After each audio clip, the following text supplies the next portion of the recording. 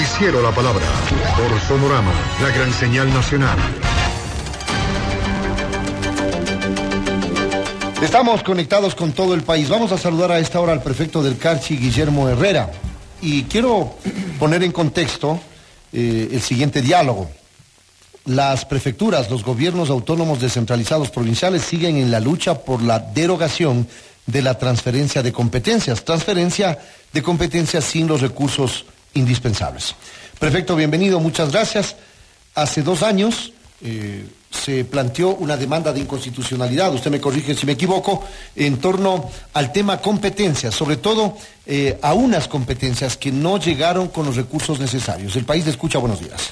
Muy buenos días, un saludo cordial a los ecuatorianos. En efecto, hace aproximadamente 2 años, algunas prefecturas del país emprendimos una lucha para que se respeten los derechos constitucionales de los ecuatorianos, sobre todo de aquellos ciudadanos que habitan en el sector rural de las provincias del Ecuador. ¿Cuál era el contexto hace 2 años? Las instituciones cooptadas por el presidente de la República, por Rafael Correa, él impartía órdenes a todas las instituciones para que se haga lo que, según al criterio de él, era lo correcto y lo adecuado. La Mancomunidad del Norte, con usted a la cabeza, sí, fue en ese entonces quiero recordar que quien presidía el Consejo Nacional de Competencias, este organismo creado con la finalidad de que las competencias que son del nivel central pasen, se trasladen a los municipios, juntas parroquiales y prefecturas de acuerdo a lo que dice la Constitución. En ese entonces el señor Pavel Muñoz, que era secretario de Planificación, hoy asambleísta, él había manifestado en algunos diálogos con sus técnicos, veamos cuál es la reacción de las prefecturas. Traspasemos competencias sin recursos económicos. En ese entonces había un miedo terrible de oponerse a lo que decía el presidente Correa. Sin embargo, las prefecturas del norte del Ecuador, Esmeraldas, Carchi, Imbabura y Sucumbíos, y las prefecturas amazónicas agrupadas en el Conga, nos organizamos, definimos que esto era inconstitucional, que la Constitución reza en algunos de sus artículos que debe existir transferencia de competencias con recursos económicos. Es más, define y es mandatorio para las autoridades de elección popular que no puede haber esa transferencia sin los recursos económicos, lo dijo en varias tecnológicos, el propio expresidente de la República, ¿no? Así es.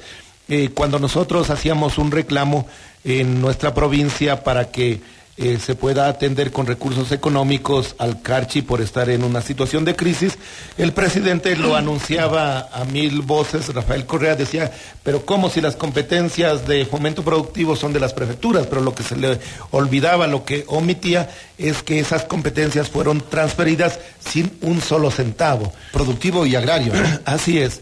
Esta lucha que parecía una lucha perdida, la analizamos en el Congope con todos los prefectos, nos dijeron, bueno, sigan adelante, veamos qué pasa, pero la firmeza de las prefecturas del norte del país y las amazónicas ha llevado a que ahora la Corte Constitucional nos convoque. Le hemos pedido una audiencia para solventar mucho más nuestros puntos, nuestros Esa audiencia argumentos. ahora. Será el día de hoy con la finalidad de argumentar más.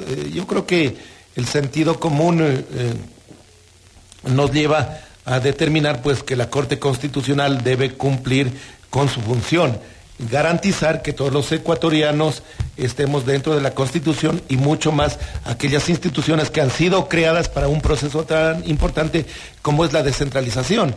En ese entonces Rafael Correa, Pavel Muñoz y todo su séquito regodearon a las prefecturas del país, a las 23 prefecturas. Además, no estaban cohesionados, porque había un grupo de más o menos 10 autoridades de los 23 prefectos que estaban impulsando este proceso, y los otros, al parecer, o no tomaban partido o se quedaron en silencio.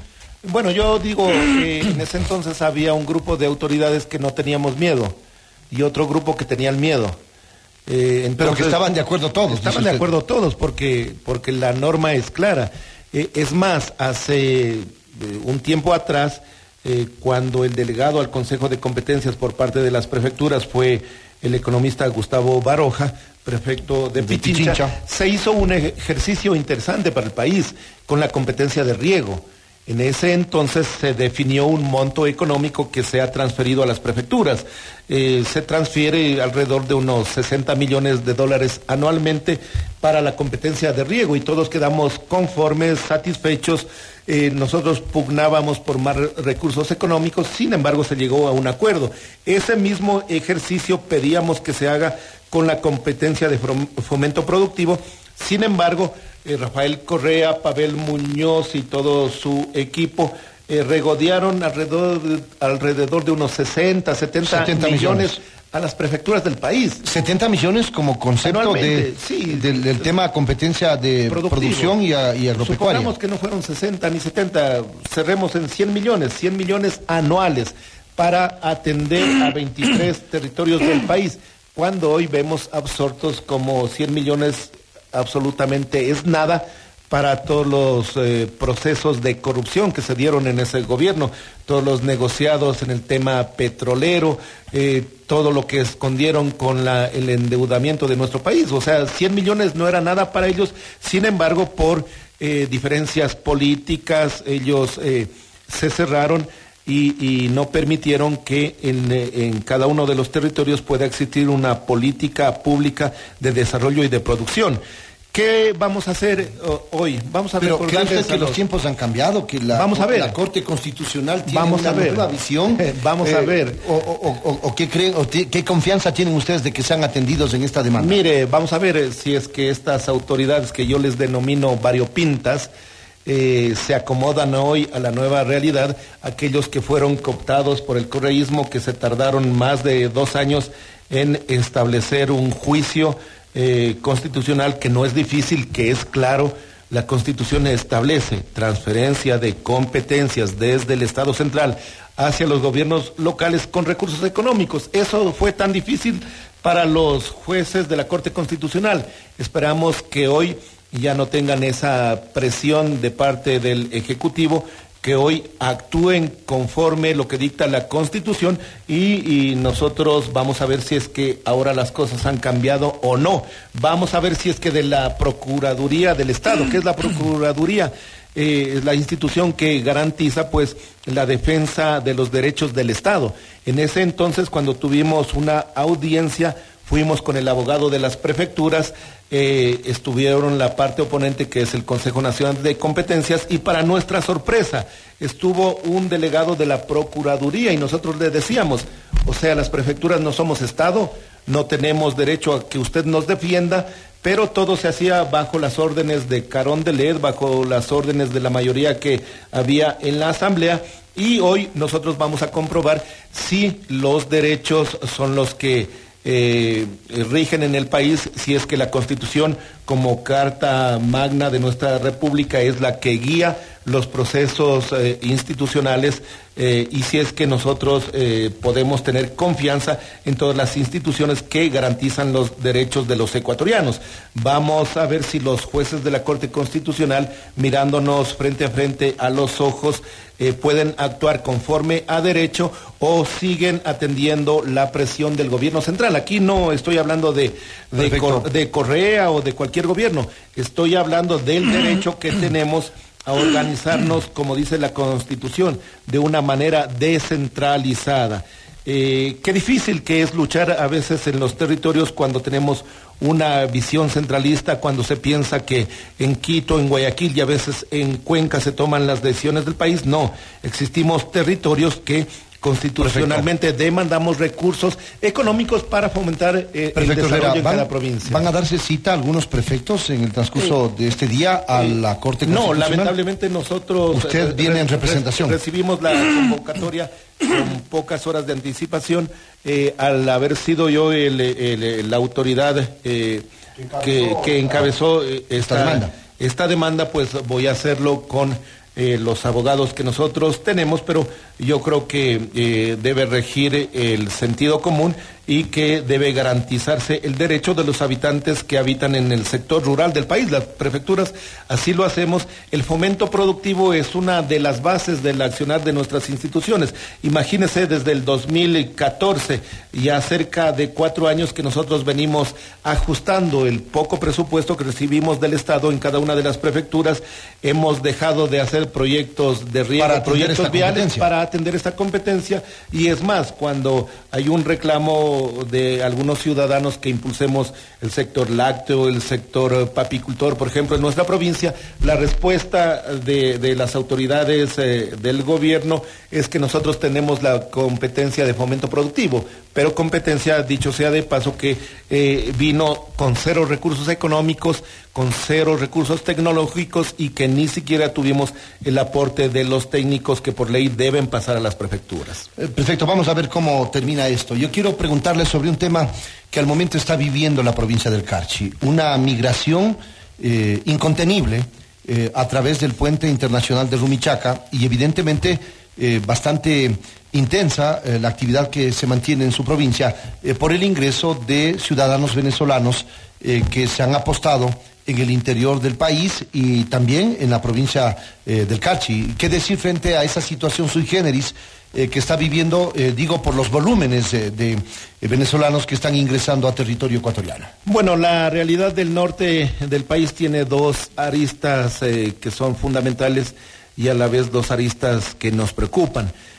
Muchas veces de manera pública y en diferentes reuniones con instituciones del Estado central, nosotros habíamos pedido que sea la Cancillería la que encabece un proceso que determine cuál es la visión a futuro de nuestro país y del norte del Ecuador, con la firma del acuerdo de paz en Colombia, que esto traía elementos positivos, pero que también traía elementos negativos para la frontera norte. Hoy lo estamos viendo. Con mucho respeto lo digo, pero lo digo con mucha claridad también. El Estado ecuatoriano no atina una respuesta adecuada frente a los actos terroristas que estamos viendo en el norte del país. Bueno, ese es otro punto, pero me parece interesante. Esa es una de las aristas fundamentales. Habíamos pedido que sea la Cancillería ecuatoriana que con sus pares en Colombia analice la situación, establezca un escenario posible frente a los impactos negativos que vamos a tener, pero nada de la seguridad en la frontera. Nada de eso se hizo. Y hoy mire lo que estamos viviendo en Esmeraldas. Nosotros aspiramos que por fin ya el gobierno nacional y sus instituciones den una respuesta clara, precisa, cohesionada con la ciudadanía, que esta situación de violencia, de temor, no se riegue también al Carchi, también a Sucumbíos. Esa es una de las aristas, la seguridad por los problemas de orden público que ya no están en Colombia, que se trasladaron a Ecuador y de los cuales nuestras autoridades nacionales demuestran que no tienen ninguna experiencia. El segundo tema, la migración de ciudadanos venezolanos que van a Colombia, que vienen a Ecuador, a Perú, a Chile, a Argentina. Realmente yo creo que el presidente Lenín Moreno debe impulsar todo un tema no ideológico, sino una posición coherente y adecuada con lo que pasa en Venezuela. Nosotros estamos de acuerdo que no debe ejercerse una intervención en los problemas de otros estados, pero yo creo que hay una crisis humanitaria. Realmente en el puente internacional de Rumichaca uno ve filas y filas de ciudadanos venezolanos que pugnan por ingresar al Ecuador y de allí ir a otros países de Sudamérica.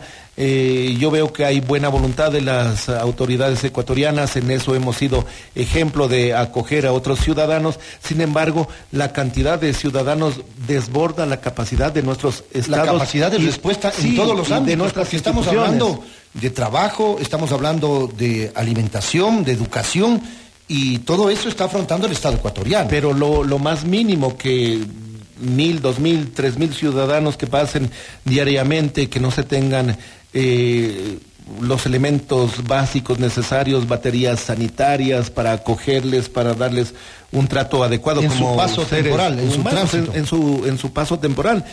Nosotros vemos en Tulcán ya no solamente la presencia de ciudadanos colombianos, ahora de venezolanos que se dedican a actividades laborales precarias, limpiar parabrisas, vender cualquier dulce, caramelo en todas las esquinas de nuestra ciudad. Entonces yo creo que este es un tema que el presidente Lenín Moreno en los organismos internacionales debe toparlo, debe anunciarlo. Toda América debe solidarizarse con lo que pasa el pueblo venezolano y debe ejercer una presión para que esto no suceda más. No se trata de no intervenir en las acciones que tome el presidente Maduro como jefe del Estado venezolano, sino que se trata de intervenir en estas acciones que están afectando a los países vecinos, a Colombia, a Ecuador, a Perú. Entonces nosotros creemos que ya toda la región debe unirse, para dar una respuesta regional. Debe dar una respuesta regional ya sin miedo, sin temores. No se trata de un posicionamiento ideológico, se trata de una crisis humanitaria. Se trata de un gobierno que no ha dado respuestas a su pueblo está huyendo, está saliendo, y esa es la realidad que vivimos en Rumichaca. Entonces yo creo que es la oportunidad de que el presidente Lenín Moreno pueda impulsar todo un posicionamiento regional para que esa crisis, que es totalmente solucionable en Venezuela, se dé y no sigamos nosotros sufriendo esos impactos. Además, el dolor que significa ver familias enteras pasar por el puente, que vienen en condiciones precarias. La sociedad civil se ha organizado. Sin embargo, yo creo que la respuesta de los estados sudamericanos y latinoamericanos es muy tibia y deben unirse para establecer una presión sobre el gobierno de Maduro. Le pregunto finalmente, señor prefecto, estamos dialogando con el prefecto de la provincia del Carchi, Guillermo Herrera.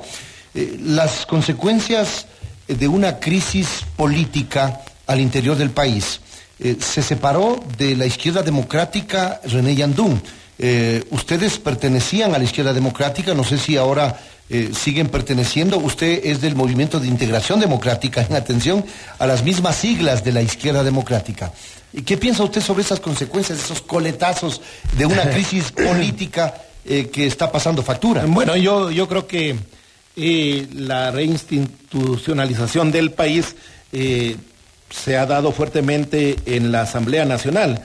Imagínese usted el bochorno que hemos tenido que pasar los ecuatorianos cuando el presidente de la primera función del Estado, el expresidente, el señor Serrano, dialoga muy amenamente y en términos de extremada confianza con un prófugo de la justicia, que fue el excontralor, y de manera ilegal también el fiscal del Estado.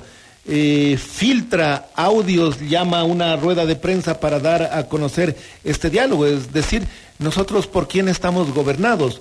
Ni siquiera por ampones, porque los ampones son aquellos criminales de bajo nivel. Estábamos o estamos gobernados por una mafia de corrupción interminable, y en este marco pues la Asamblea tomó sus decisiones. Como siempre, actuó tardíamente. La Asamblea nos tiene acostumbrados de que luego de que otras instituciones del Estado actúan, luego la Asamblea a destiempo reacciona. Mire, a mí me gusta hablar con nombres y apellidos como lo hacemos todos los carchenses. Este nombre le recuerda a usted, la señora Silvia Salgado.